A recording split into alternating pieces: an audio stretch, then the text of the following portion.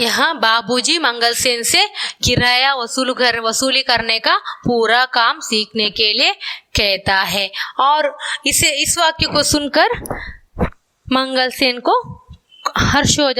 हर्ष हो जाता है, उसे खुशी महसूस होता है, अपना थोड़ा सा राहत मिलता है। और यहाँ बाबूजी की दो रूप को हम देख सकते हैं। एक ओर बाबूजी मंगलसेन का अपमान करता है और दूसरे ओर मंगलसेन का सम्मान करता है। वो दोनों व्यक्तित्व, बाबूजी का दोहरा व्यक्तित्व को हम यहाँ देख सकते हैं। मैं आज ही किराया ले आऊंगा, बाबूजी ना देगा तो जाएगा कहाँ, मेरा भी नाम मंगलसेन है। मंगलसेन खुशी से, हर्ष से कहता है, मैं आज ही किराया ले आऊंगी, मैं आज ही उस दुकान पर जाकर वहां से किराया वसूल कर आऊंगा। बाबूजी ना देगा तो जाएगा कहाँ, ना देगा तो मैं छोड़ूंगा ही नहीं, मेरा भी नाम मंगलसेन है, मेरा नाम मंगलसेन है। मैं आज ही जाकर सारा 6 महीने के बाकी हुई सारा किराया वापस लाऊंगा, वो नहीं देगा तो छोड़ूंगा ही नहीं, इस तरह मेरा नाम है मंगलसेन, इस तरह वो कहता है। मुझे कभी बाहर जाना पड़ा, और आगे बाबूजी कहता है, मुझे कभी बाहर जाना पड़ा तो तुम्ही को काम संभालना है, नौकर कभी किसी को कमाकर नहीं खिलाते, जमीन जायदाद का काम करना हो तो सुस्ती से काम नहीं चलता, कुछ हिम्मत से काम लिया करो। वो कहते हैं, तू मुझे कभी बाहर जाना पड़ा तो तुम्ही को काम संभालना है, अगर मुझे बाहर चलना पड़ा तो, बाहर जाना पड़ा तो तुम्हें घर का पूरा काम, घर का देखभाल करना है। और नौकर कभी किसी को कमाकर नहीं खिलाते, हम नौकरों पर निर्भर नहीं हो सकते, तुम्हें पता है, तुम रिश्तेदार हो, हमारा रिश्तेदार हो, और मैं अगर बाहर गए तो घर का पूरा जिम्मेदार तुम लेना चाहिए, नौकरों पर नहीं निर्भर कर सकता है। और जमीन जायदाद का काम करना हो तो सुस्ती से काम नहीं चलता, कुछ हिम्मत से काम लिया करो। और जमीन जायदाद का काम करना है तो सुस्ती से काम नहीं चलता, कुछ हिम्मत से काम लिया करो। तुम इस तरह उदासीनता मत दिखाओ, तुम हिम्मत से अपना काम करो, इस घर को देखभाल करने का पूरा जिम्मेदारी तेरे ऊपर है, अगर मैं बाहर गया तो तेरा घर का पूरा देखभाल करना है, इसलिए तुम हिम्मत से अपना काम करो। मंगलसेन के बदन में झुरझुरी हुई, रिंकल्स, झुरझुरी मतलब रिंकल्स हुई, दिल में ऐसा हुलास उठा कि जी चाहा पगड़ी उतार कर बाबूजी के कदमों पर रख दे। इसका बहुत झुरझुरी, इसका रिंकल हुआ, दिल में ऐसा उल्लास, दिल में किस तरह उल्लास, हर्ष उठा कि जी चाहा पगड़ी उतार कर बाबूजी के कदमों पर रख दे। इसको जी चाहता है कि पगड़ी उतार कर क्या करना है, बाबूजी को पैरों पर पैर छूना है, पैरों को आज गिरना है। और हुमक कर बोला, चिंता ना करो जी, मेरे होते यहाँ चिड़ी फटक जाए तो कहना, डर किस बात का, मैंने लाम देखी है बाबूजी, बसरे की लड़ाई में कंपन रस्किन था हमारा, कहने लगा देखो मंगलसेन हमारी शरा। और इस तरह कहता है मंगलसेन, तुम चिंता मत कीजिए बाबूजी, मैं सब काम करूँगा, आपका सब काम करूँगा। और बाबूजी कहने लगे, देखो मंगलसेन हमारी शराब की बोतल लारी में रह गई है, वो हमें चाहिए, मेरा शराब की बोतल वहां बढ़ गई है, वहां से लाओ, उधर मशीन गन चल रही है।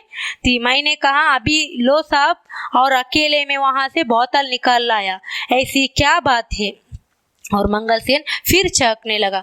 मनोरमा मुस्कराई और कनखियों से अपनी बाई की ओर देखकर धीमे से बोली, चाचा जी के दुम फिर हिलने लगे।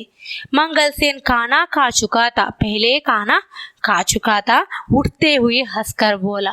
मंगलसेन पहले खा चुका था और उठकर हंसते हुए बोला, तो 4 बजे चलेंगे ना सगाई डलवाने। मंगलसेन खाना खाने के बाद कहता है 4 बजे चलेंगे ना, सगाई डलवाने के लिए 4 बजे चलेंगे ना, इस तरह कहता है। तू जा अपना काम देखो, जो जरूरत हुई तो तुम्हें बुला लेंगे, बाबूजी बोले।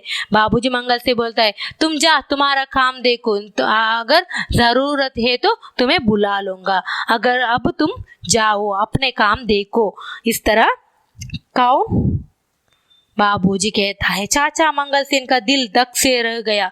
इसे सुनकर चाचा मंगल सेन का दिल धक धक हो गया, धड़कन धीरे धीरे हो गया। संतु शायद तीखी कहता था मुझे नहीं ले चलेंगे।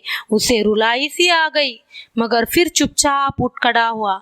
बाहर जाकर जूते पहने, छड़ी उठाई और झूलता हुआ सीढ़ियों की ओर जाने लगा।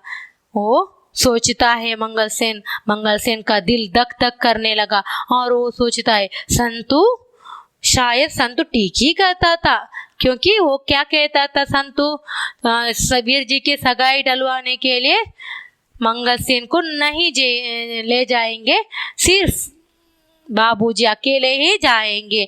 और मंगल सेन इस बात को टुकड़ा करके इस बात को इनकार करते कहते हैं मुझे ले जाएंगे। लेकिन वो अब सोचता है जब अगर पहले संतु क्या कहा था वो सच है। उसे रुलाई सी आ गई, उसे दुख आता है, मगर फिर चुपचाप उठ खड़ा हुआ। बाहर जाकर जूते पहने, छड़ी उठाई और झूलता हुआ सीढ़ियों की ओर जाने लगा। बाहर जाकर जूते पहनकर सीढ़ियों को और जाने लगा, स्टेप्स की ओर जाने लगा। वीर जी का चेहरा क्रोध और लज्जा से तमतमा उठा जब बाबूजी मंगल सेन का अपमान करता है। इसे देखकर वीर जी का चेहरा क्रोध और लज्जा से तमतमा उठा। मनोरमा को डर लगा कि बात और बिगड़ेगी। वीर जी कहीं बाबूजी से उलझ बैठे। बाबूजी से वीर जी को बहुत क्रोध आता है।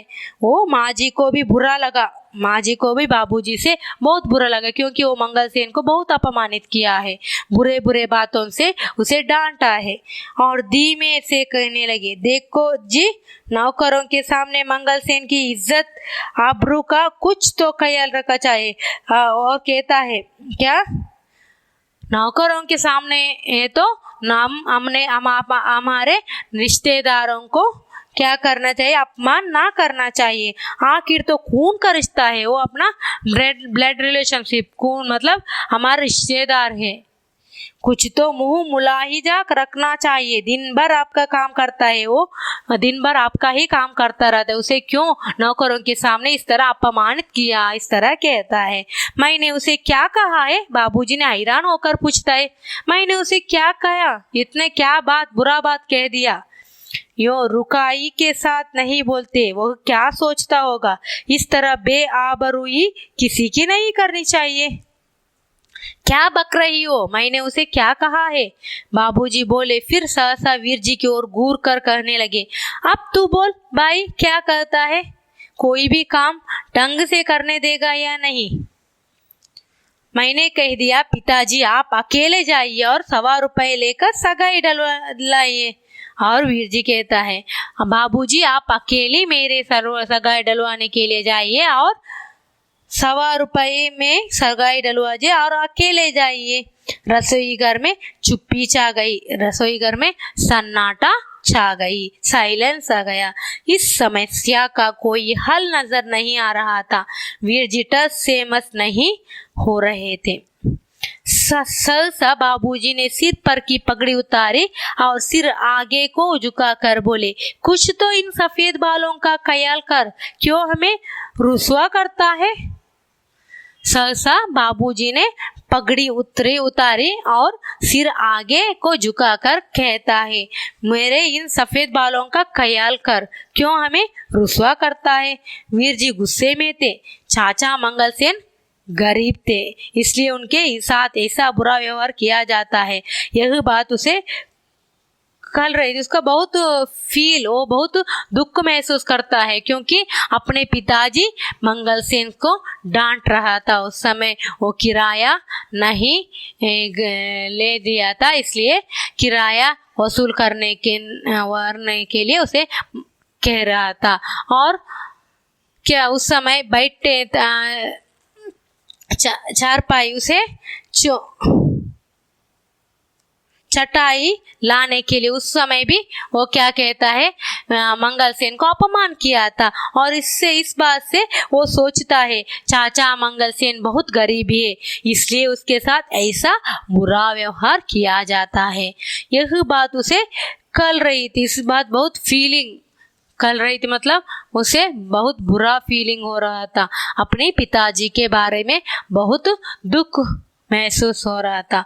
और मगर जब बाबूजी ने पगड़ी उतारकर अपने सफेद बालों की दुहाई दी तो साहस गया, फिर भी साहस करके बोला।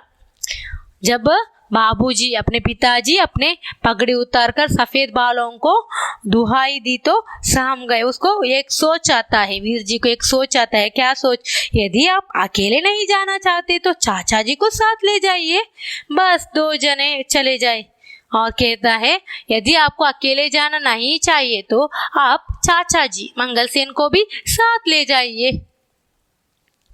पहले बाबूजी को अकेले जाने के लिए कहा था, अब क्या कहता है, आप अब मंगलसेन को भी साथ ले जाइए। कौन से चाचा को? माँ जी ने पूछा। माँ जी ने पूछता है चाचा मंगलसेन को।